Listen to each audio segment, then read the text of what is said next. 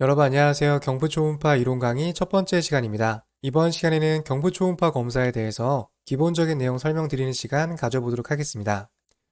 경부초음파 검사는 이름에서 알 수 있는 것처럼 목 주변의 장기를 초음파로 검사하는 것을 의미합니다. 대표적인 장기로는 갑상선, 타액선, 침샘이라고 하죠. 목 주변의 림프절과 함께 피부에서 발생된 종양까지 포함하고 있어요. 초음파 검사는 인체에 무해하고 질병이 발생했을 때 정기 관찰이 용이하면서 조직 검사가 필요한 경우에는 영상 가이드를 할 수 있는 여러 가지 장점이 있습니다. 이러한 장점 때문에 실제 임상에서도 이 경부초음파 검사가 널리 활용되어지고 있어요. 이번 이론 강의에서는 대표적인 장기에 대한 해부학 설명드릴 거고요. 초음파 영상에 대해서 기본적인 항목들 설명드리는 시간 가져보도록 하겠습니다. 다음 심화 강의에서는 이런 장기에서 발생되는 질병에 대해서 순서대로 설명이 진행될 예정이니까요. 각 파트별로 내용 참고해서 봐주시면 되겠습니다. 다음 넘어가서 경부초음파 검사에 대한 내용들 조금 더 살펴보도록 하겠습니다. 경부초음파 검사를 진행할 때는 바로 누운 상태에서 검사하게 되겠는데요. 바로 누운 상태에서 턱을 위로 젖힌 자세가 기본적인 자세입니다. 그래서 검사할 때는 턱 끝쪽부터 시작을 해서 쇄골 쪽까지 넓은 범위를 모두 포함한다고 보시면 되고요. 침샘 같은 경우는 이 귀 뒤쪽까지 있기 때문에 이쪽까지 포함이 된다라고 봐주시면 되겠습니다. 굉장히 다양한 장기가 넓게 퍼져 있어서 여기에 대한 전반적인 해부학을 공부하셔야 되고요. 관련된 질병까지 순서대로 공부하실 필요가 있다라고 봐주시면 되겠습니다. 다음으로 검사를 진행할 때는 보고자 하는 구조물에 따라서 환자의 목을 왼쪽과 오른쪽으로 돌려가면서 검사할 수 있겠는데요. 옆쪽 목과 함께 이 뒤쪽을 평가하기 위해서 환자의 목을 좌측으로 젖힌 상태입니다. 다음은 초음파 검사에 관련된 기본적인 사항들 정리해 보도록 할게요. 앞서 설명드린 것처럼 목을 뒤로 젖힌 상태로 검사가 진행이 되고요. 경부의 위쪽, 턱 밑쪽부터 시작을 해서 쇄골 주변까지 광범위한 범위가 이 경부초음파의 검사 범위라고 봐두시면 되겠습니다. 이 경부초음파 검사는 표재성 장기를 평가하기 때문에 고주파수를 사용하는 그러한 특징이 있고요. 또한 높은 해상력이 요구되는 것 또한 경부초음파 검사의 특징이다라고 설명드릴 수 있겠습니다. 다음 기본적으로 검사할 때는 개인 컨트롤 또는 TGC, 집속 기능 등을 활용해서 평가할 수 있겠고요. 또 하나의 중요한 포인트는 뭐냐면 적절한 압박을 통해서 주변 음영을 제거하는 게 실제 검사에 있어서 중요한 포인트다라고 보시면 되겠습니다.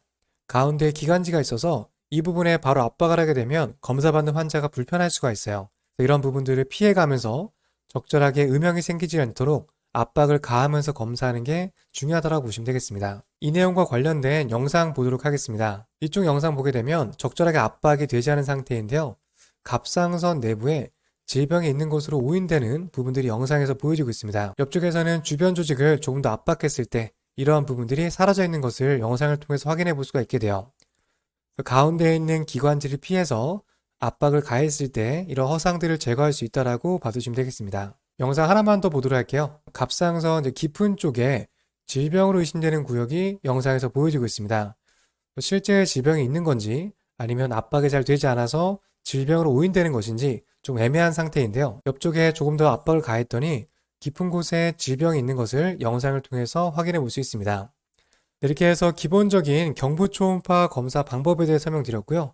넘어가서 경부초음파로 검사할 때 어떤 장기를 검사하게 되는지 하나씩 보도록 하겠습니다. 첫 번째로 보실 장기는 갑상선인데요. 경부초음파 검사에서도 많은 비중을 차지하는 부분이 이 갑상선 초음파라고 보시면 되겠습니다. 위치를 보시게 되면 갑상연골 아래쪽에 좌엽과 우엽으로 구성된 나비 넥타이 모양으로 구성된 것을 볼 수가 있는데요. 가운데는 연결되는 협부 구조물까지 해부학적으로 위치를 하고 있습니다. 실제 임상적으로 봤을 때도 갑상선 쪽에 다양한 질병들이 잘 발생을 하거든요. 그래서 경부초음파 검사에서 많은 비중을 차지하고 있다. 이렇게 봐두시면 되겠습니다. 또 하나 참고적으로 설명드릴 내용은 갑상선 뒤쪽에 부갑상선이 위치를 하고 있습니다. 이 부갑상선에서 발생된 질병 또한 초음파 검사로도 평가가 가능하다는 점 참고적으로 보시면 되겠습니다. 설명드린 내용 정리해 보도록 할게요. 갑상선 장기는 초음파 검사로 관찰이 용이하고요. 갑상선의 크기와 위치를 초음파 검사를 통해서 확인할 수 있습니다. 이 내부에서 발생된 결절이나 종양을 평가하기 위해서 초음파 검사를 진행하게 되겠고요. 또한 조직 검사가 필요한 경우에는 영상 가이드로도 활용할 수 있습니다. 갑상선뿐만 아니라 부갑상선에서 발생된 질병 또한 초음파로 평가가 가능하다는 점 같이 봐두시면 되겠습니다. 다음 내용 보시게 되면 갑상선 초음파 검사를 진행할 때는 이 갑상선뿐만 아니라 주변에 있는 다른 구조물도 같이 평가하게 되겠는데요. 보시면은 식도와 함께 주변 신경, 그리고 혈관 구조물까지 초음파 검사할 때 같이 평가하는 항목이다라고 봐두시면 되겠습니다. 네, 초음파 영상 보시게 되면 가운데에 기관지가 있고요. 이런 식으로 둘러싸고 있는 형태가 갑상선이라고 봐두시면 되겠습니다. 앞쪽에는 근육 구조물이 있고요. 뒤쪽에는 식도 구조물이 위치하고 있는 것을 확인해 볼 수가 있어요. 옆쪽에는 경동맥이 위치하고 있는 것 또한 영상을 통해서 확인해 볼 수 있습니다. 또 중요한 포인트는 경부 초음파 검사 진행을 할 때, 특히 갑상선 초음파 진행을 할 때는 갑상선 내부에 있는 종양이라든지 위치 관계를 평가하는 것은 기본적인 내용들이고요. 이 주변에 있는 혈관과 함께 다양한 구조물 또한 초음파 검사할 때 같이 평가가 진행된다는 점 봐두시면 되겠습니다.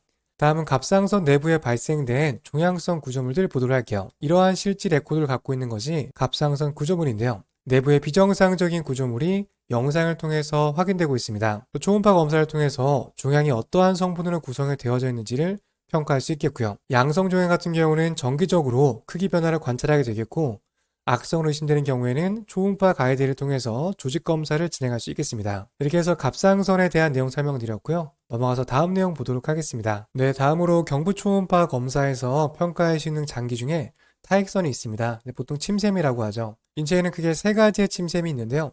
여기에 대한 부분을 초음파 검사를 통해서 발생된 질병들을 평가할 수 있다라고 보시면 되겠습니다. 내용 보시게 되면 세 개의 타액선이 경부에 위치하고 있는데요. 이하선, 악하선, 설하선이라고 하죠. 파로티드 글랜드, 서브 맨디블라 글랜드, 서브 링기얼 글랜드가 경부 쪽에 위치하고 있습니다. 이쪽에는 염증이라든지 종양, 결석 등의 질병이 발생할 수 있는데요. 초음파 검사를 통해서 타액선에서 발생된 질병을 평가할 수 있다라고 보시면 되겠습니다. 관련된 초음파 영상 보도록 할게요. 지금 보시는 영상은 서브 맨디블라 글랜드, 악하선 영상이라고 보시면 되겠는데요.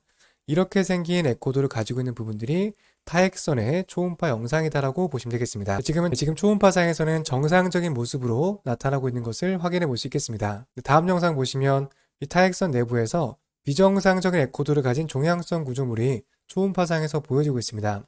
해당 종양의 컬러 도플러를 적용해 봤더니 비정상적인 혈류 증강이 나타나는 것을 영상을 통해서 확인해 볼 수 있게 돼요. 이런 식으로 타액선의 상태를 초음파를 통해서 평가할 수 있겠고요. 내부에서 발생된 질병 유무 또한 검사를 통해서 확인할 수 있다라고 봐두시면 되겠습니다. 넘어가서 다음 내용 보도록 하겠습니다. 목 주변에는 다양한 종류의 림프절이 존재하게 되는데요. 이 경부 초음파 검사를 통해서 림프절의 구조물을 평가할 수 있다라고 보시면 되겠습니다. 보시면은 총 7개의 구역으로 나눠져 있는데요. 어느 구역에 림프절이 있는지, 또 림프절이 정상적인 상태인지 또는 비정상적으로 커져 있는지를 초음파 검사를 통해서 확인할 수가 있게 돼요. 내용을 정리해보면 경부에는 다양한 림프절이 존재하게 되는데 이 면역 반응에 의해서 크기가 변화하게 됩니다. 인체에 바이러스가 침투하게 되면 면역 반응을 일으키게 되고, 정상적인 상태에서는 작은 크기로 있었던 림프절이 이런 면역 반응에 의해서 사이즈가 커지는 변화가 나타날 수가 있게 돼요. 이러한 변화들을 초음파 검사를 통해서 확인할 수 있게 되겠고요. 이렇게 변화한 림프절은 질병을 평가하는 데 있어서 중요한 단서로 활용될 수 있겠습니다. 경부에는 총 7개의 구역으로 정리가 되어지는데요. 앞으로 강의를 통해서 림프절이 어떤 식으로 구성이 되어지는지, 또한 정상과 비정상의 림프절의 형태는 어떻게 나타나는지 순서대로 설명드릴 예정입니다. 우선 간략하게 초음파 영상 보도록 할게요. 이쪽에 정상적인 림프절의 모습인데요.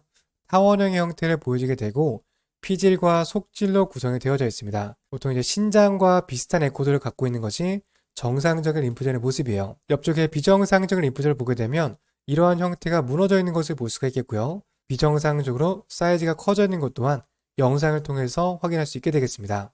따라서 경부 초음파 검사를 통해서 림프절의 정상 유무를 평가할 수 있다 정도까지 같이 봐두시면 되겠습니다. 이렇게 해서 기본적인 경부 초음파 검사에 대한 내용 설명드렸고요. 다음 시간에 계속해서 뒤쪽 설명 이어가 보도록 하겠습니다. 다음 시간에 뵙겠습니다. 감사합니다.